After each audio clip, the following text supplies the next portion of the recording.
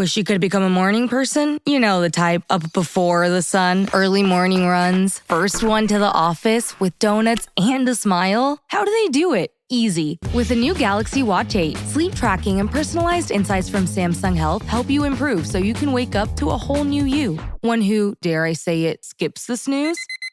It's possible. Train your sleep with Galaxy Watch 8. Learn more at Samsung.com. Requires compatible Samsung Galaxy phone, Samsung Health app, and Samsung account. The family that vacations together stays together. At least, that was the plan. Except now, the dastardly desk clerk is saying he can't confirm your connecting rooms. Wait, what? That's right, ma'am. You have rooms 201 and 709. No, we cannot be 5 floors away from our kids. The doors have double locks. They'll be fine. When you want connecting rooms confirmed before you arrive, it matters where you stay. Welcome to Hilton. I see your connecting rooms are already confirmed. Hilton, for the stay. This episode is brought to you by Indeed. When your computer breaks, you don't wait for it to magically start working again. You fix the problem. So why wait to hire the people your company desperately needs? Use Indeed's sponsored jobs to hire top talent fast. And even better, you only pay for results. There's no need to wait. Speed up your hiring with a $75 sponsored job credit at Indeed.com/podcast. Terms and conditions apply. Purina believes no one should have to make the impossible choice between their own safety and their pets. But nearly half of domestic abuse survivors delay leaving because they can't bring their pets with them. Through the Purple Leash Project, Purina is helping create more pet-friendly domestic violence shelters so survivors and their pets can escape and heal together. Visit Purina.com/purple to learn more. Big news. Sephora is now on Uber Eats. So if you find yourself facing a beauty emergency, like needing a last-minute gift, or you're just out of your favorite mascara, again, don't panic. We got you. Order now and get $10 off on Sephora orders of $50 or more on the Uber Eats app. Order now. Offer ends October 30th. One order per customer. Additional terms apply. See app for availability. Delivery fees may apply. So D'Angelo Russell got traded. I don't know if you guys saw that in the news. I was thinking we could just sing right now, Happy Birthday, LeBron, based on that. Oh, that's right. That's a great birthday gift. Happy birthday to you. LeBron James. Shut up. What is it, Stephen A? Happy birthday to him. I don't care. Good luck. There it is. Do you think Rob Pelinka must have been a hell of an agent, man? Yeah, that's great. That dude was probably remembering kids' birthdays and all type of shit, right? Like, he wasn't just, hey, I got you Max. He wasn't doing that. He was going all out, right? You think that was him himself? He doesn't have a very intrepid secretary or assistant with a birthday calendar helping him out? No, this dude, he's the guy who brings the Bible to the press conference. He doesn't delegate any of these roles. He's going to do this himself. Wait, hold on now. Let's not throw out the baby with the bathwater, because I think Rob Pelinka is a guy who thinks of it as, hey, like, we're all in this together. So I think he does have a team of people. Like, I've had this theory about Michael Crichton for years, right? Michael Crichton didn't write them novels. They were faxed to him? Oh, we're going Crichton? I was going to go with Grisham. Here's why. Grisham, at least all of his shit is the same genre. Yeah. Michael Crichton, one time he's writing about fucking Asian culture. Next he's writing about airplanes. Next he's writing about dinosaurs. Now we're talking about like gorillas in the mist. And like he's got all these different stories that are so wildly different. There's no way any human being could be that like interested in all of these things in order to write that well. He's got a team. He's got a great team. I'm sure he takes care of them, but he gets the credit. That's the way that works. Hey, Dr. Dre had the same kind of thing going on in production, right? Like Scott Storch, before anyone knew who Scott Storch was making Dre beats. It was, produced by Dr. Dre. And that was it. He's breaking them off, paying them, but like, I get the credit. So Zach Harper does here. Exactly. Yeah, except he doesn't take care of anybody.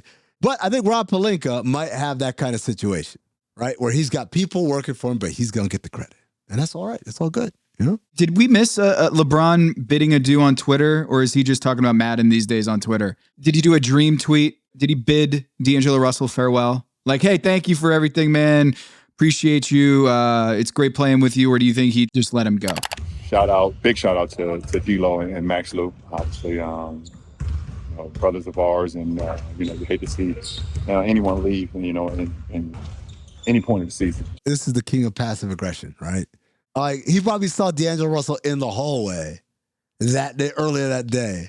Hey, Bron, and like, like, fun plans for the birthday? So where we at? Savannah's gonna reach out. Oh, man. Savannah's gonna, she's setting it all up. Big surprise. I'm not allowed to know. You also won't be here. He missed that Sacramento game. Do you think he was doing it in protest for Mike Brown getting fired, or do you think it was a protest about D'Angelo Russell, D'Lo getting traded? No. Come on. You know the deal. When's his birthday? December 30th, right? Mm-hmm. What do they have on December 31st? The Lakers. They got the Cavs. Yeah. Best team in the league, best record in the league. That's a huge game. His former team. That's a huge game. Lots of eyeballs on that game. That's a huge game. They got to go compete and all that stuff. Saturday, playing the Kings. Saturday night, playing the Kings. Nobody cares. Nobody cares about that game. It's a free roll. Yeah. This is what you do. Hey, guys, I'm not going to make the trip. Staying home. And then you have the party Saturday night. It's not his fourth rodeo. Fourth rodeo. This is his 40th rodeo? It's not his fourth. It's not his fourth rodeo. It's true. Tell you what, Maze, it's not my fourth rodeo. Certainly not. That's a new expression. Is that the title of the episode? I hope not. I hope we come up with something better than that by the end. I think it's so better. No. Christmas presents weren't enough for LeBron. He had to get his birthday presents too. Happy birthday, LeBron. He had to get D'Angelo Russell shipped out of town back to Brooklyn. Maybe he'll be an all-star in Brooklyn again, guys. This is my hope for D'Angelo Russell for the rest of his career. I hope from Brooklyn he finds his way to get traded to the Golden State Warriors. Maybe in a sign-and trade. He's going to be a free agent. Then I want 3 or 4 months into that, the Warriors say, probably not, and trade him to Minnesota. Yeah. Then from Minnesota, I want him to find his way back onto the Lakers, and I want LeBron to still be playing. That's what I want. And then on his 45th birthday, hey, sending you back to Brooklyn. Hey, what are we doing for your birthday? Savannah's, she got to let that. She's going to reach out. And then D'Angelo Russell goes, hey, LeBron, it's not my fifth rodeo. I thought you were going to send him back to Ohio State at that point. It's the only way to complete the symmetry. Realistically, how often do you think LeBron uses Savannah as voice? Yes, the out for things that he doesn't want to do. I bet he uses his kids more. Yes and no, but I think it's easier. Once people know where the kids are, it's easier to track them, right? Oh, so that window's closed? They all play sports, right? The Zuri plays volleyball, Bryce plays basketball, and Bronny's his teammate. So it's like, you can't really say, you can't do the Stugatz lacrosse mitzvah because everyone knows, right? Everybody knows.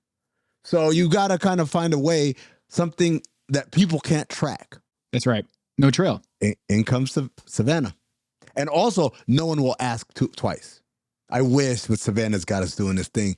No one's going to be like, what kind of thing? Like, you talk to Savannah about it, and no one will tell Savannah because she looks like a tough lady, man.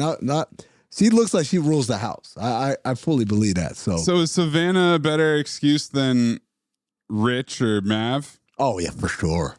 For sure. Can't disagree with that wife. Because that's still business. Yeah, and people will tell you, man, Rich will understand. What is he going to do? He's going to fire you? You can make those kind of jokes. You can't make those jokes with Savannah. You can't. And also, again, you also open yourself up. Like, if Rich got a problem, he could talk to me. I don't care. I'll talk to Mav. I'll talk to Rich. Savannah talks to me. I'll be like, yes, ma'am, no, ma'am. I'll tell you right now, when I was with the Phoenix Suns, you know who ran the family room?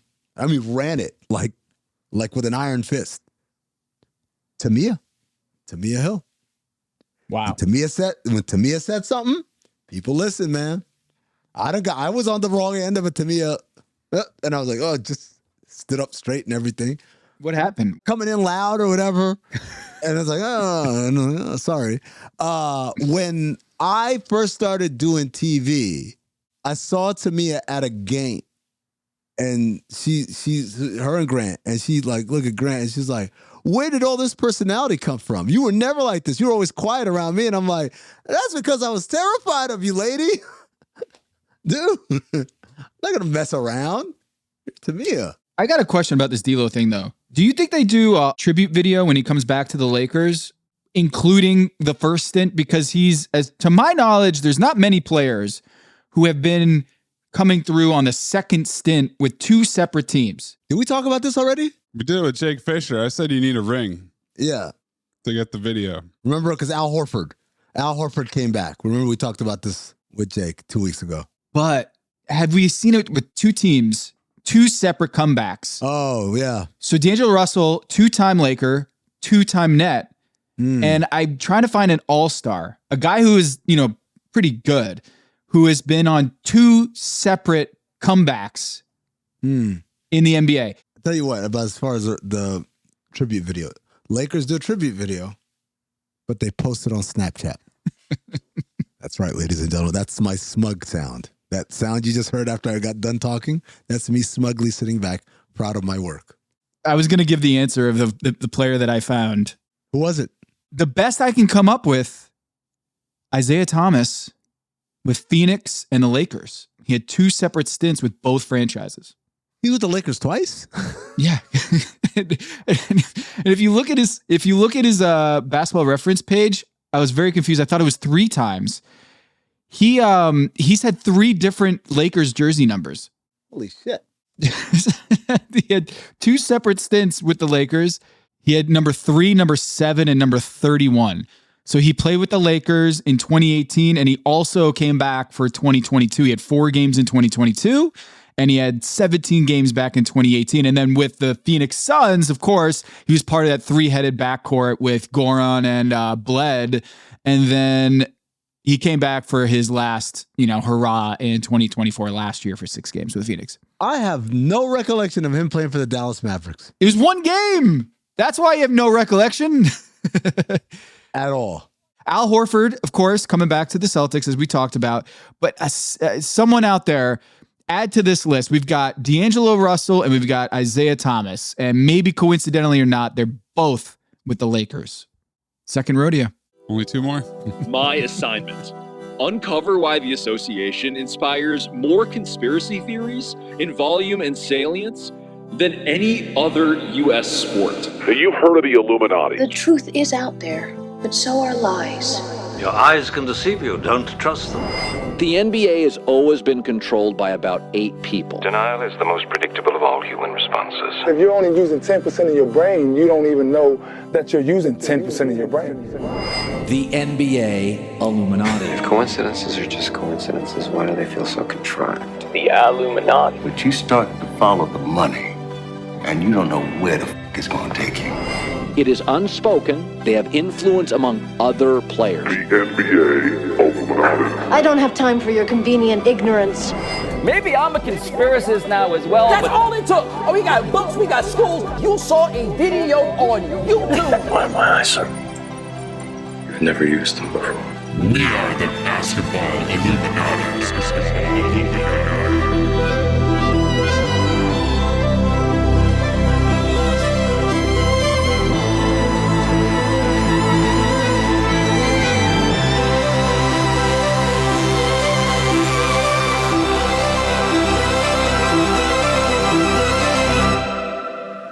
This is Basketball Illuminati. I am Tom Haberstroh, and as always, I'm joined by the 5-star Illuminarmy generals, Amin Elhassan and producer Anthony Mays. Members of the Illumination can support us on Patreon at patreon.com/countthedings. You can also show your support by wearing a Third Eye hat or a Basketball Illuminati shirt or hoodie. Check out the link in the show notes or go to the Count the Dings store on Cotton Bureau and keep that third eye open. Later, we're going to talk to Ethan Strauss. We're going to reunite the OG podcast from True Hoop TV Live and Blab. We're going to reunite as a squad here with Ethan. Blab. Fucking Blab. Blab. You gotta be kidding me. Old school, before Twitter Spaces, before Live, Instagram Live. Or Twitch? Before Twitch, there was this thing that we used to do, True Hoop TV Live, on Friday afternoons. It was me, Amin, Ethan, and then this guy, Bobby Kennedy, who turned out to be Big Wozni Lambre. Yep. We're going to do a little segment, Truth Teller, with the guy who's covered the NBA ratings more than anybody. We're going to discuss the NFL ratings, Christmas Day, and just general what's wrong with the NBA stuff with Ethan Strauss later in the program. But first...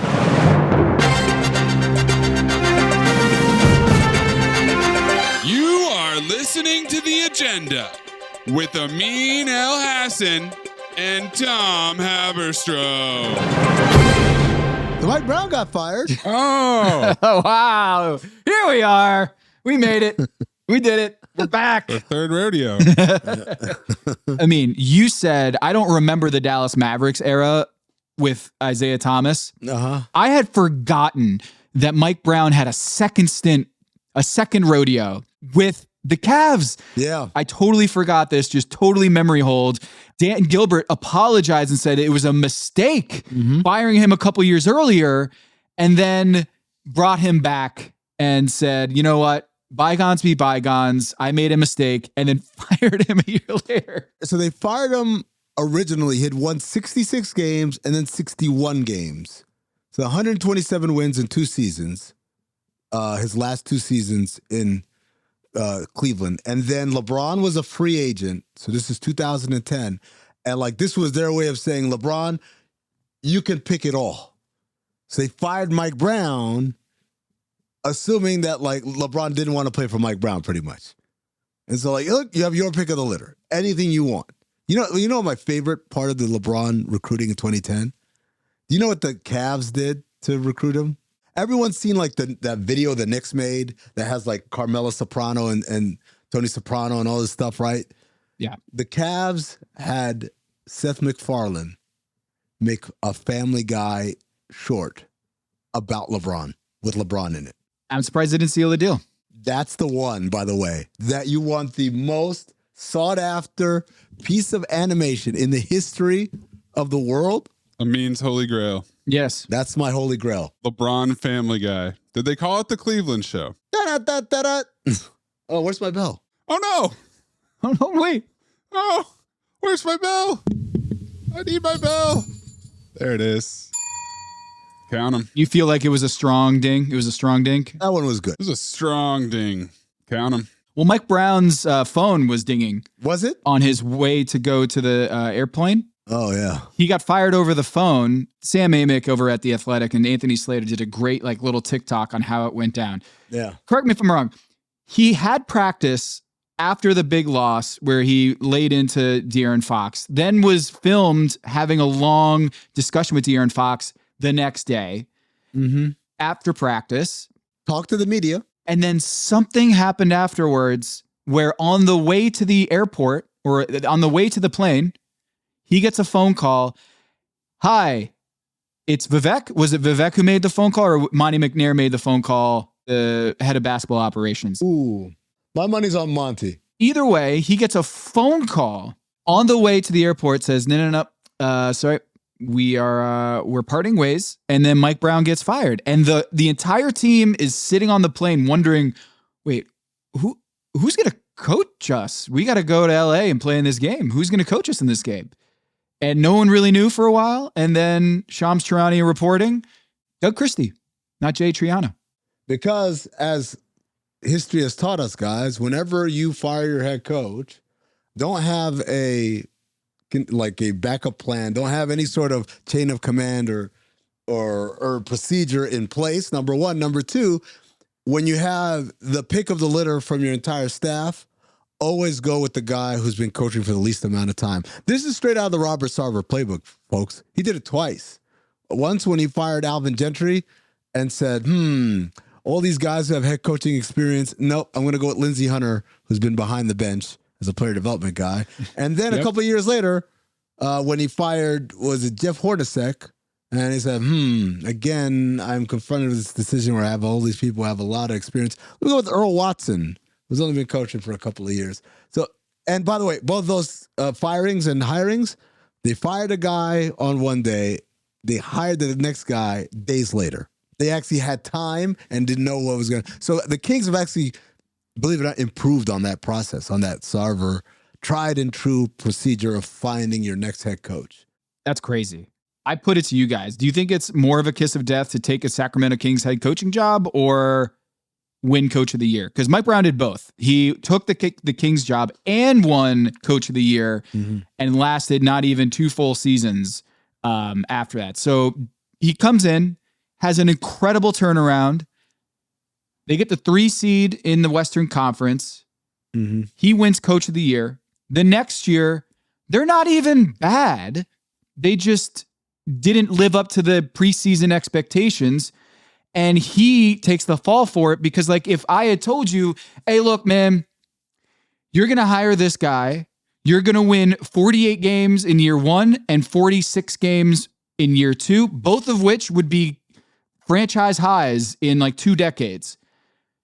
You know that guy's going to have a long leash, so to speak, where you're going to have like several years left with this guy because what he did for the franchise. And it didn't even buy him a half a season. He's let go. So, first of all, again, we have to put everything in perspective, folks, right? The Kings have been to the playoffs one time since the Bush administration. There have been, let me count how many collective bargaining agreements they've had in that span. 2006 was one, 2011 was the second one, 2016, the spike, right? Spike was 16. Then we had the one that was right after the COVID 2020. So 4 collective bargaining agreements. I like that that's the unit of measurement. 1, 2, 3, 4, 5 presidential terms. 2 turtle doves. And a rodeo. The Kings have had, this is where the fun really begins. You guys ready for this? Okay, I'm scared. Because the number of coaches is 12, right? Doug Christie will be the 8th coach in the 12 years since Vivek has owned the franchise. Since Adelman. Yes, there have been 12 before Doug Christie. 12 head coaches, 5 chief basketball decision makers, president, GM, whatever you want to call it. Well, we had Petrie, D'Alessandro, Divac, Dumars, and Monty McNair. 5 presidential terms, 4 presidents, 4 collective bargaining agreements, 12 coaches, 5 CBDs, chief basketball decision makers, and 2 owners.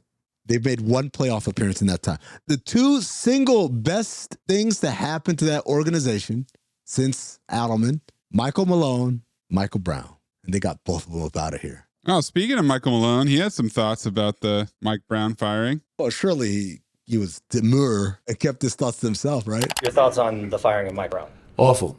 Yeah, awful. And the reason I say that, Matt, is so we're going into a meeting this afternoon. And, the good thing about me is that I'm not on social media. I'm not aware of what's going on outside these walls sometimes. I've had an office with no windows for 10 years. It's probably taken off 6 years of my life. And I go into the meeting and the coaches say, "You hear about Mike Brown?" And I said, "Why? What happened?" And they said he got fired. And at first I was really shocked and surprised. And then I caught myself. I said, why am I shocked and surprised? For 2 reasons. One, because as an NBA head coach, ultimately you're going to get the blame. When they win, it's going to go to Sabonis and Fox. When you lose, it's going to go to Mike Brown. That's the way it works. And 2, who he works for. So I'm not surprised that Mike Brown got fired because I got fired by the same person. And what really pissed me off about it was the fact that they lost last night, 5th game in a row, I believe. Tough loss, fouling a jump shooter. They had practice this morning. He does his post-game media, and he's in his car going to the airport to fly to LA, and they call him on the phone. No class, no balls. That's what I'll say about that. Wow. No balls. No balls, no class. I don't believe he's talking about everybody. I think there's some people he thinks have no class and other people have no balls. I'm going to go out on a limb and say the no balls group are the people whomst got the phone call, fire this dude, and did not say, we can't do that. I know the story came out, I think Slater reported it. Monty McNair says, it was my decision. Yeah. To fire Mike Brown. Like, does anyone believe that shit? Does anyone believe that shit? And I don't blame, again, Monty, I don't blame you. You're doing your job. And part of your job, the number one job for every chief basketball decision maker, for every CBD. Is manage up. Manage up. Whatever the guy upstairs wants, I got to make it fucking right. And if that means I got to take the bullets, I got to take bullets. That's what you get paid for in that position. And like Michael Malone, I believe Mike Brown may have offended, insulted Vivek in some way by doing things in a very blunt and direct way. We have standards. We're not up to those standards, right? That's how Mike Malone did it. That's how Mike Brown did it. And both of those guys are out because of that, because they didn't play the game of placating the billionaire who, by the way, as I discover, has a penchant for buggery. No. You've gone too far. A penchant for underpaying staff. So people are even less inclined to stand up for what's right because they're not even making that much to begin with. Do you think Eric Spoelstra campaigns with the media? I haven't had this conversation with Eric. Do you think he specifically goes out and just says, don't vote for me for Coach of the Year? I don't want to be voted Coach of the Year. It's the kiss of death. He's never won it. And I think people would say he's the best coach in the NBA. Yeah. Because when he was having his most excellent seasons, everyone said, oh, he's not doing shit.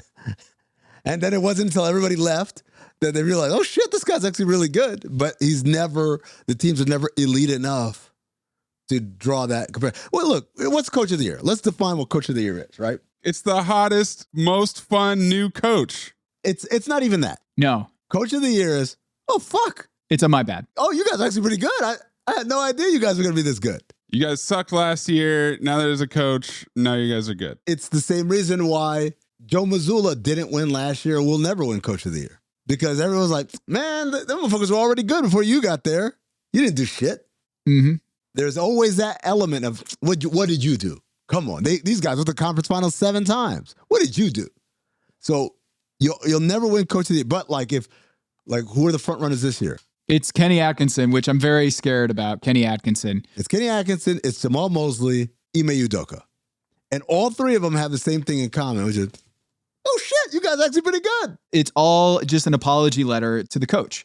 The media, to try to atone for thinking that this team is not going to be any good this year. Mm-hmm. I didn't think the Cavs are going to be very good this year. Sure enough, they're going to win the Eastern Conference #1 seed. And I think it's a way for me to be like, you know what? My bad, Kenny. Kenny, hey, buddy, my bad. Here's Coach of the Year. This is my apology. And here's the record of Coach of the Year winners since 2017.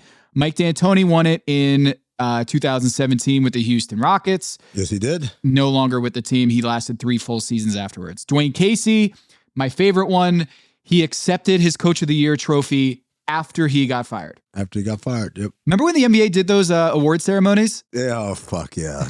That was so dumb. He had to go up there and accept the Coach of the Year trophy while being the coach of another team. Not to get sidetracked, but what I realized now, at the time I was like, this is dumb. And then I realized, hey man, sometimes you just got to let the players, we want this. Like, okay, you want it? Sure. And then there's like, we look terrible doing this. This is your Sean Marion theory. Absolutely. Yeah, okay, you want these plays? We'll run these plays for you. Go ahead. Sometimes you got to let them hang themselves by their own noose. Smoke a whole pack of cigarettes. Yep. All right, go ahead. Continue. So Dwayne Casey gets fired literally the same offseason that he won Coach of the Year because he lost to LeBron in the playoffs with Toronto. Mm-hmm. Then they hire Nick Nurse. Mike Budenholzer wins it with Milwaukee. We know what happened there. Mm-hmm. Nick Nurse wins it in 2020, and then we know what happens there. The only one of the last, I should say Mark Daigneault is still last year. He won it, and he's still with the Thunder. For now. I think is going to be the exception to this rule, but maybe not. Maybe not. Mike Brown won it in 23. Monty Williams won it in 22. Tom Thibodeau won it in 2021. Ooh, Tibbs. Spicy. He's walked that line though. Let's not put him in that Eric Spoelstra, he's fine, or like Steve Kerr, he's fine. No, he's walked that line. So before Daigneault, of the 7 Coach of the Year award winners, only 1 remains with the team, and that's Tom Thibodeau. Good old Camden connection, keeping that job intact. When he won Coach of the Year, when the Kings were the 3 seed, when they lit the beam, when the vibes were awesome, did they set a new standard or did they overachieve? It seems like in hindsight, they overachieved, but their owner thought they set a new standard. Oh, yeah. Vivek doesn't have that hindsight. I think Vivek thinks they should still be that good. And apparently De'Aaron Fox thinks they should be that good as well. Why is that? Because he's unsure about his future with the organization. He declined a 3-year, $165 million extension. Who's his agent? Rich Paul. And he went on whose podcast recently? Rich Paul's Players podcast, Draymond Green. And then what happened on that podcast? It has all to do with just the team, the organization. Where are we going? I want to make sure that we're in a position to try to win in the future.